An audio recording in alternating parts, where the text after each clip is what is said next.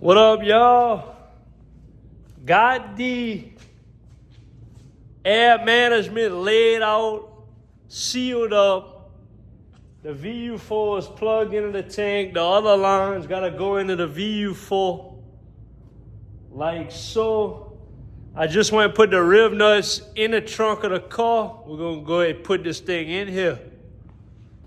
All right, y'all, got it in. This is how it looks from the inside the car view. Everything clears, it's bolted in with 5 bolts. That's how it looks at first glance in the trunk cam and see it. You gotta look in there deep. Scott. Yes, sir. All I gotta do next, hook up them 4 airlines, hook some power to that stuff, and we good with that. Then I could actually start wiring this thing, laying down that heat shield products, sound deadener material, peel it, stick it.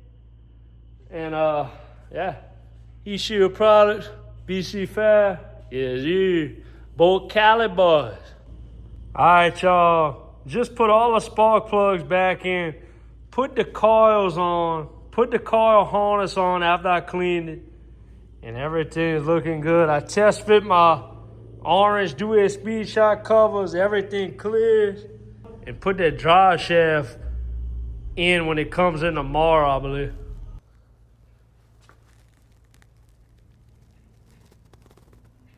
Got the rear end all the way up, y'all. We cleared by the skin of our teeth. Yes, sir. Drive shaft pull out is perfect. Couldn't have measured it any better. I gave them specs to Action Machine, and they made this shaft like buddy.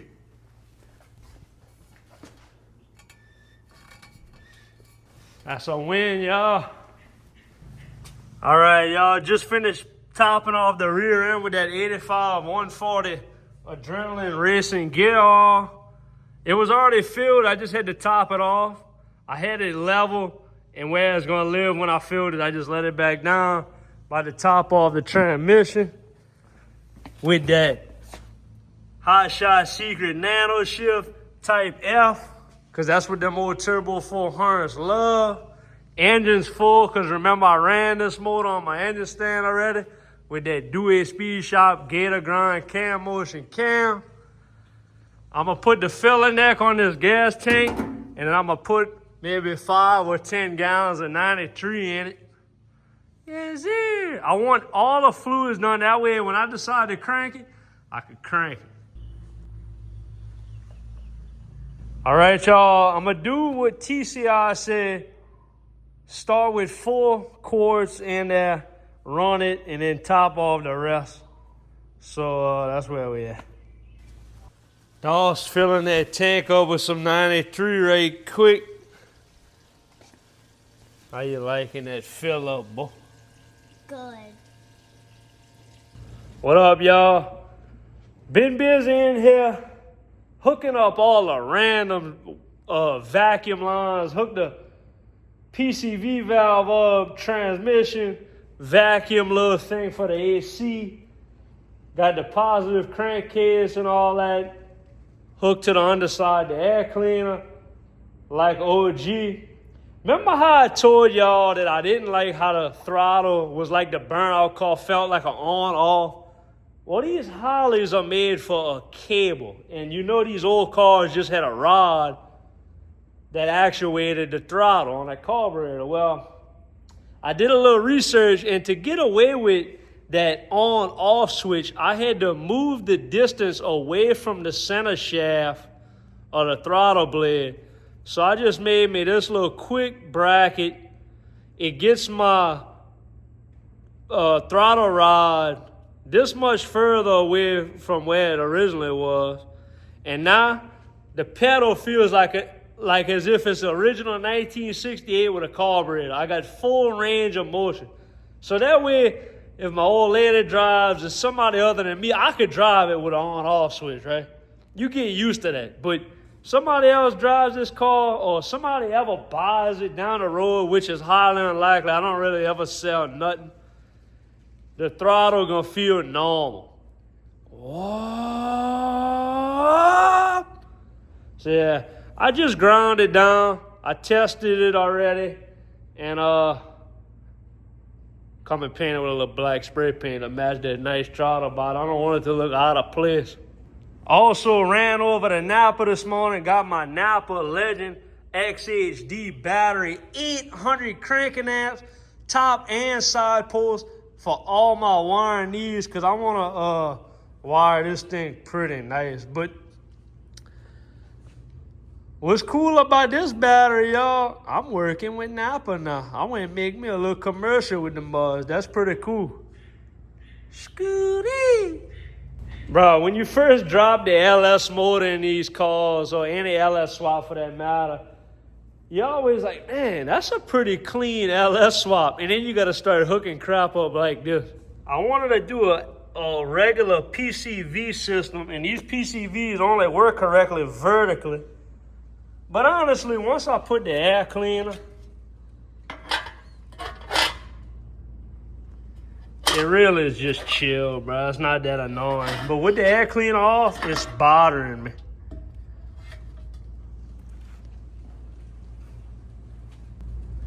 Just went to get this box down and got the Terminator X. I'm going to be starting to put this wiring harness on top of the engine, figuring this out. I'm at the worst stage right now, y'all. I cannot stand wires, hooking up wires, making them look nice, this, that. I'm more of a functional wiring. I ain't no, what you call it? I ain't no wire nut guy, but I sure ain't no everything gets soldered, everything gets beautifully heat shrink. I'm more like a heat shrink a butt connector type guy, if you know what I'm saying. Butt connector, heat shrink it. You're sealing what you did, the butt connector. As long as you use a good set of butt connector crimpers, nothing wrong with a butt connector, y'all. Don't let anybody tell y'all otherwise. Everything in this motherfucker got butt connectors, and I be rolling it. But you also aren't supposed to crimp a butt connector with a damn channel lock, if you know what I'm saying. You're supposed to have the correct little, it got a little divot in it, and it, just a little tech tip for y'all. But after that exhaust job and after making up my air management tank, y'all, I made a mess again. I think I'm going to go ahead and stop this right now where I'm at before I start wiring, clean up. That way I can start with a clean slate for this wiring job and maybe do a 2% better job if I start in a nice, clean work environment, if you know what I'm saying. All right, y'all, did my little cleanup. This is my current situation. Yeah, I'm not really having any fun over here. I just wanted to give y'all a heads up. I'm cutting all the electrical tape and all that off this harness and just cutting out crap that I don't need. Looking everything over, like a lot of stuff I don't need. I pretty much need this harness to run the horn, the lights, the wipers. I don't need none of the engine management stuff, like all the sensors. I think I'm going to keep just that OG charge wire because, right, if it ain't broke, don't break it, and it's of a good gauge. I'm going to keep the OG charge wire and a few more things, but I'm cutting and splicing, cutting and splicing. All right, this is the kind of simple stuff I'm trying to update here, right? This is the wire that went to the AC blower motor. And they had a 30 amp glass fuse here with this burn up old plug. I'm gonna go ahead and snip it here, put a 30 amp inline fuse, put that thing straight to that relay, and it'll just look a little bit more modern. I'll have a 30 amp regular fuse right here I could change, not no glass fuse. It's the little task like that I'm messing with, y'all, while I'm updating this harness. All right, come and make sure all the bulbs are correct before I even start this process. I'm going with my last fit, you already know. I think I got a code, Duhe 15, if y'all interested in a little savings for y'all little upgrade. Bro, these little lights that go in this little housing right here, oh my gosh, almost blinding me. Let me see if I can get these going for y'all. Boy, that's gonna be nice. All right, and I just popped the bulbs in these housings, and I've been to the point before where I wired up a car and I had an issue in these housings. So before this thing's wired, I'm checking everything to make sure they ground good and the bulbs are in there. So let me show y'all this.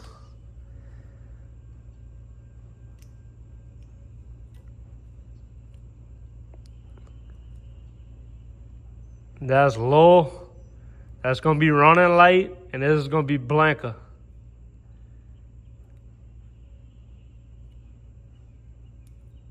Golly. I'm doing this one hand, y'all bear with me.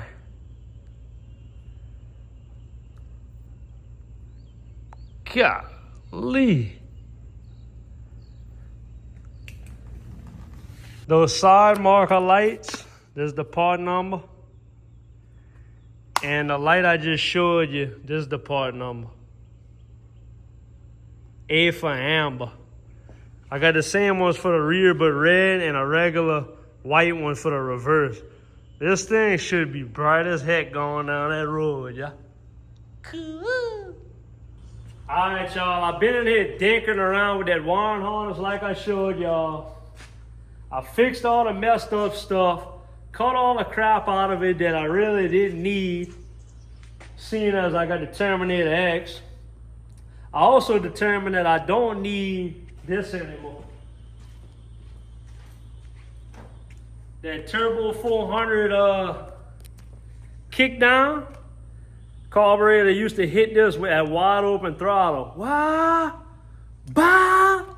But I don't need this no more, because now that I got that MSD solid state relay, and I also have Terminator X that has throttle position sensor and an AC shutdown, it sends a ground to the AC compressor, cutting it. I'm gonna have to put a little 5-pin relay, but I'm gonna take that same ground that cuts the AC at wide open throttle, and I'm gonna activate the MSD solid state relay. It's gonna send 12 volts to that solenoid on that Turbo 400 and kick it down. So I eliminated this big ugly thing. I just figured I want to tell y'all. But anyway, come check it out. I got this rat nest of a wiring harness laid out. Nothing loomed, nothing wrapped in electrical tape. I just wanted to confirm everything worked. And let's see what we got. All right, take a step back. I'm gonna show them the headlights.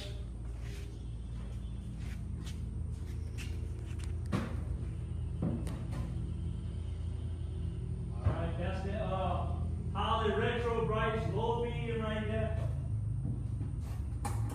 That's the high beam. Nothing's adjusted either though, right? Keep that in mind. Alright, we got the running lights and the two side bumpers. The other one's just short because I need to extend the ground. Now let's check the blinkers.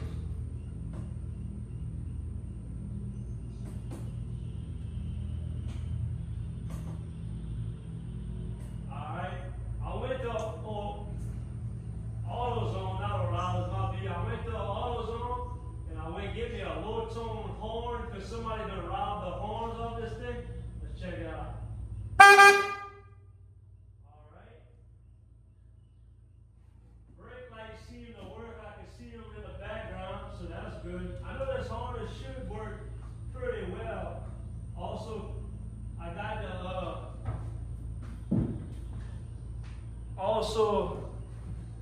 I hooked up the AC blower relay. That thing blows from low to high. Actually, the fan blows kind of crazy, I ain't gonna lie, which I ain't never been in an old school, and the AC blows so good that it actually blow your hair back. That's a nice thing. Check me out, y'all.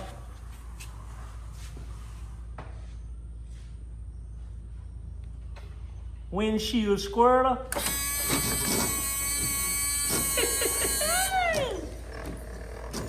high, low, and park. All right, go check out the tail lights are working. Those worked before, so I'm not shocked that they work now. Let's see the brake lights. I think I had a bulb, but like I said, I'm updating all this to LED, and I'm also putting LED reverse lights, so I'm not really nervous about that. Brake lights? All of them? Dang.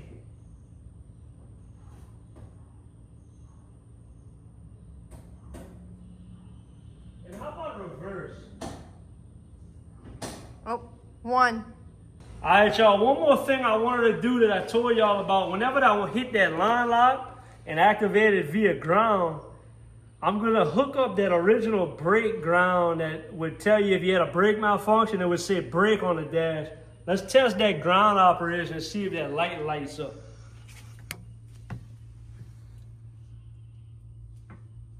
Yep.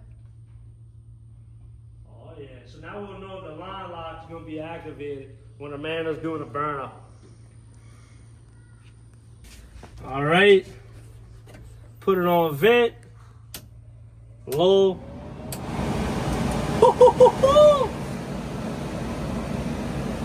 Sucker's gonna be nice. But anyway, I'm glad I got that figured out, because you have to start with the under hood harness before you could do anything, right? Because you need to get off of the fuse block. You got to do all kind of other different stuff, and I wanted to confirm that. But anyway, I'm gonna go ahead and cut y'all here. Duhe Speed Shop out.